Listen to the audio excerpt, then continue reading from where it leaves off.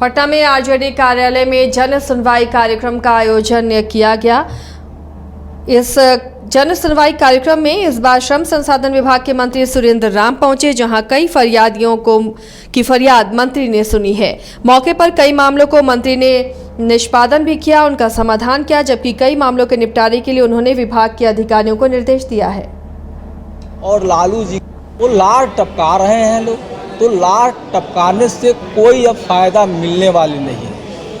कोई लार टपकाने से फायदा मिलने वाले नहीं है। हमारा जो है इंडिया जो है बहुत मजबूत हो गया है और इंडिया को मजबूत करने में हमारे तेजस्वी बाबू, हमारे जो मुख्यमंत्री नीतीश बाबू और लालू जी का अहम योगदान है और हमारा इंडिया मजबूत है। 2024 में एनडीए जो है।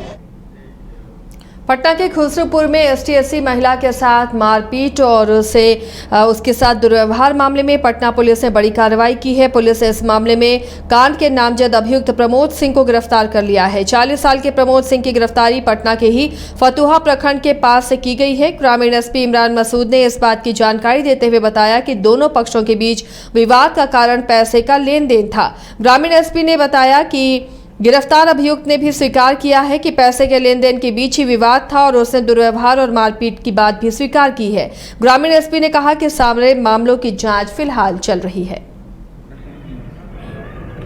देखिए, क्योंकि जिस समय घटना हुई हम लोगों के पास ईआरएसएस का भी रिपोर्ट है, तो ईआरएसएस का जो रिपोर्ट है उसमें स्पष्ट है कि जो गांव से फ़ोन आया उसमें ये आया कि महिला के साथ छेड़खानी हुई है और उसके साथ मारपीट हुई है।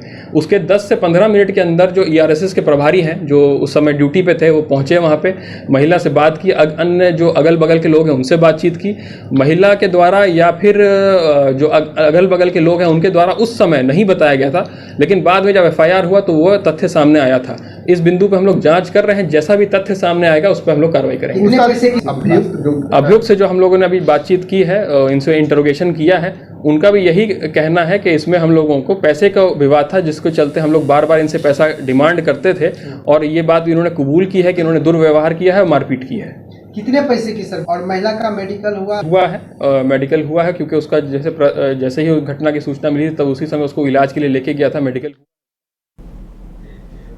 पटना में चीट फंड कंपनी से जुड़े लोग और धोखाधड़ी के बढ़ते मामलों को देखकर पुलिस इस पर एक्शन ले रही है। करोड़ों रुपए की ठगी ऐसे लोग कर रहे हैं, इसका खुलासा एडीजी आर्थिक अपराध इकाई नैयर हसनैन खान ने किया है। नैयर हसनैन खान के मुताबिक बीते 12 साल के दौरान 38 के करीब चीट फंड कंपनी के खिलाफ एक्शन लिया गया है, जिसके तहत आम लोगों को जल्द ही पैसा दोगुना तिगुना करने के नाम पर ठगी करने वाले कंपनियों के खिलाफ 288 एफआईआर दर्ज की गई है, जिसमें से 173 मामलों में अनुसंधान जारी है, जबकि 106 का अनुसंधान पूरा करते हुए उससे जुड़े लोगों के साथ कंपनी के खिलाफ भी एक्शन लिया जा चुका है। जिन चीट फंड कंपनियों के खिलाफ कार्रवाई की गई है उसमें अग्रणी होम्स और स्वर्ण India multi state cooperative society भी शामिल है। इस दौरान एडीजी खान ने आमजनों से इस बात की अपील भी की है कि आप लोग आगे से ऐसी कंपनी और उससे जुड़े लोगों के झांसे में न आएं, खुद भी सतर्क रहें और अपने आसपास के लोगों को भी सतर्क करें, ताकि ऐसी चीट फंड कंपनी चलाने वाले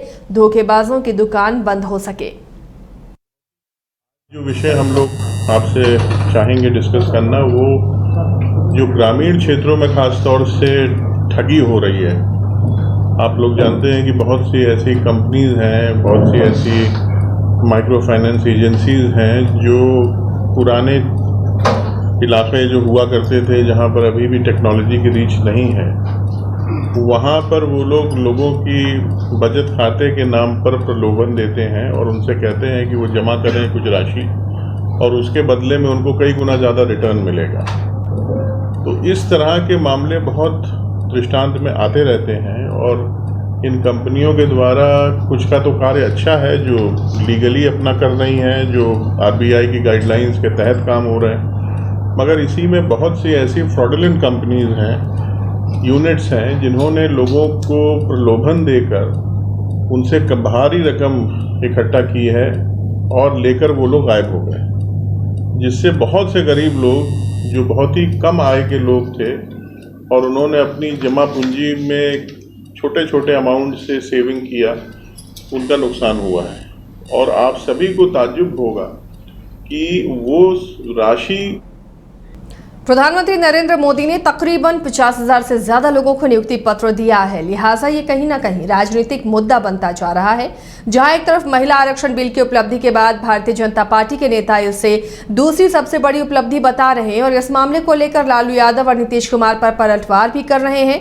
इसके जवाब में राजद और जदयू के नेता इस नियुक्ति पत्र को ऊंट के मुंह में जीरा बता रहे हैं। इसके साथ ही इनका कहना है कि केंद्र सरकार और नरेंद्र मोदी ने जो देश की जनता से वादा किया था वो अभी तक पूरा नहीं किया, जिसका इंतजार अभी भी सभी को है। नौकरी मिल रहा है तो ये शगुफा है, शगुफा तो वो छोड़ते हैं और हमारी नौकरी बिना लेन देन का होता है। लेकिन तेजस्वी यादव के पिताजी जो दिए हैं नौकरी, वो लेन देन के साथ नौकरी देने वाले हैं वो लोग, और उसके साथ ही नीतीश कुमार भी शामिल हो गए हैं। अब उसी सजा याफ्ता लालू जी जो नौकरी लो जमीन दो, उसके साथ जाकर के उसके गोद में बैठ गए हैं और रोज उसके दरबार में हाजिरी देना पड़ रहा है नीतीश कुमार जी को। में जीरे के समान है। इतने वर्ष बीत जाते हैं, महज 7 लाख कुछ नौकरी आप दे पाते हैं। कहा आपने वादा किया था कि आप 2 करोड़ रोजगार प्रति वर्ष देंगे और स्थिति आपकी ये बन चुकी है कि अपने ही किए वादे को आप कहीं भी पूरा नहीं कर पा रहे हैं। भारत के प्रधानमंत्री नरेंद्र मोदी जी ने लगातार नौजवानों, युवाओं, छात्रों के साथ ठगने का काम किया। आपको याद होगा कि 2014 में इन्होंने कहा था कि 2 करोड़ प्रत्येक साल नौजवानों को हम रोजगार देने का काम करेंगे। आज नौजवान, युवा अपने आप को ठगा हुआ महसूस कर रहे हैं और जब चुनाव का वक्त आया तो फिर से नौजवानों का शोषण या ठगने का काम की शुरुआत इन्होंने करने का काम किया। हम समझते हैं बिहार और देश के तमाम ऐसे नौजवान क्रांतिकारी साथी हैं। जिस प्रकार से एनडीए की सरकार ने, भाजपा की सरकार ने देश को ठगने का काम किया है, बिहार के नौजवानों के साथ खिलवाड़ किया है कि 2024 के चुनाव में तमाम लोगों ने मन बनाया है कि इस देश से भाजपा को भगाना है। वो आयवास कर रहे हैं। बिहार हिसाब मांगता है, देश हिसाब मांगता है। 10 वर्षों में 20 करोड़ नौकरियां हमारी कहाँ गई? तो आज जो माननीय प्रधानमंत्री जी और भाजपा के लोगों को लोकतंत्र में विश्वास नहीं है, काम में भी विश्वास नहीं। दानापुर रुकनपुरा के विजयनगर में कम्युनिटी हॉल में बीजेपी बिहार के प्रदेश अध्यक्ष सम्राट चौधरी का अभिनंदन समारोह किया गया। इस अभिनंदन समारोह में पाटलिपुत्र सांसद रामकृपाल यादव समेत सैकड़ों भाजपा कार्यकर्ता मौजूद रहे। अभिनंदन समारोह में पहुंचे सम्राट चौधरी को भाजपा कार्यकर्ताओं ने 115 किलो लड्डू से तौलते हुए मुकुट पहनाकर तलवार समेत अंगवस्त्र और गद्दा भी भेंट किया। इस स्वागत समारोह में पहुंचे सम्राट चौधरी ने समारोह का विधिवत उद्घाटन किया। इस मौके पर उन्होंने कहा कि 2024 में फिर से नरेंद्र मोदी की सरकार बनेगी, जिसके लिए हर कार्यकर्ता को बूथ लेवल तक मेहनत करनी होगी। वहीं पाटलिपुत्र सांसद ने लोगों से अपील करते हुए कहा कि 2024 और 25 दोनों में ही भाजपा को जिताना है।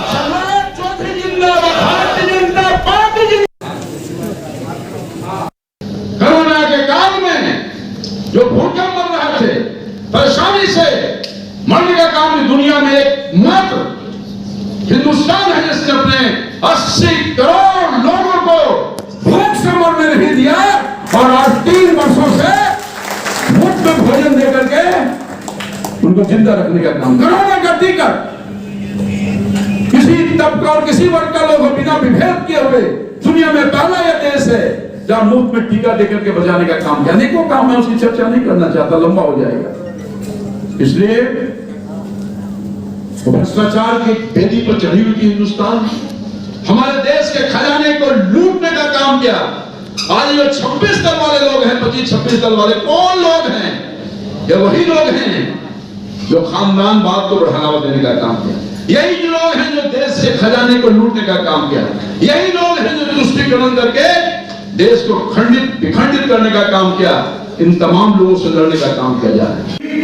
और जब राज्यसभा में समर्थन हमारा पूर्ण हो गया, वही 370 को उखाड़कर कचरे के ढेर में मोदी की सरकार ने दी। आज जिस तरह हम लोग पंडाल में बैठे हैं साथियों, इसी तरह हमारे राम, मैं तो लखनऊ समाज से ही आता हूं सर, और हमारे राम, हमारे प्रभु, इस देश के अखंड भारत का सपना देखने वाले लोग जिन्होंने भगवान राम की कल्पना की, और भगवान राम जो हमारे मर्यादा पुरुषोत्तम राम, वो पिछले 450 वर्ष, 1-2 दिन नहीं, 450 वर्षों से वो इंतजार कर रहे थे कि कोई भगत आए हमको भी टेंट से निकालकर एक भव्य राम मंदिर की ओर ले। मधुबनी एसपी सुशील कुमार ने बताया कि जिले की अलग अलग जगहों पर खोए मोबाइल या चोरी किए गए 105 मोबाइल तकनीकी टीम के सहयोग से बरामद कर लिया गया है। कागजात जांच के बाद मोबाइल मालिकों को नगर थाना पुलिस परिसर में एसपी ने 20 लाख रकम के 105 मोबाइल वापस किए, जिसके बाद मोबाइल पाने वालों के चेहरे पर मुस्कुराहट देखने को मिली।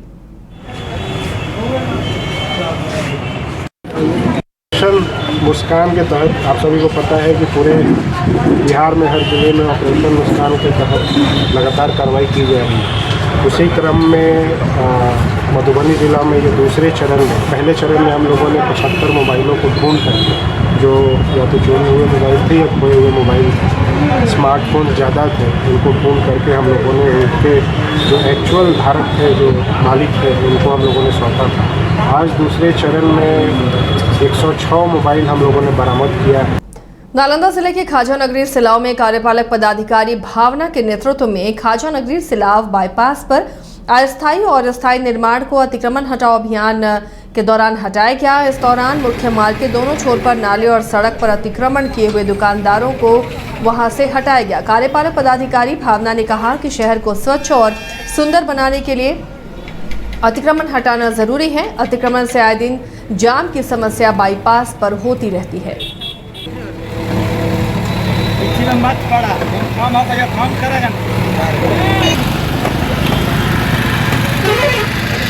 लाया गया और इसी वजह से हम जितने भी यहाँ पे अतिक्रमण थे हम लोग सबको हटा रहे हैं, क्योंकि इसी वजह से रोड्स बहुत ज़्यादा जाम रहते थे, ट्रैफिक बहुत ज़्यादा जाम होता था। तो ये एक बहुत ही ज़रूरी मुद्दा था, तो आज हमने ये ड्राइव चलाया। आगे ये प्रक्रिया भी जारी रहेगी? जी बिल्कुल।